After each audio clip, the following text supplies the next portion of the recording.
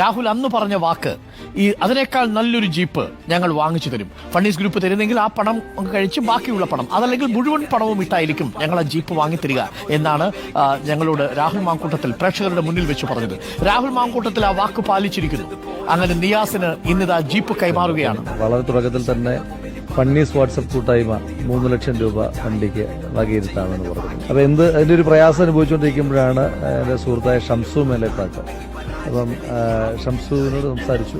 ഷംസു പറഞ്ഞു എത്ര പണമായാലും അതിന്റെ നേർപകുതി ഞാൻ തരുമെന്ന് പറഞ്ഞു. പിന്നെ നമുക്കൊരു കോൺഫിഡൻസ്. ഏറ്റവും വലിയ സന്തോഷം തോന്നിയത് രാവിലെ നിയാസിന്റെ ചിരി കണ്ടപ്പോഴാണ്.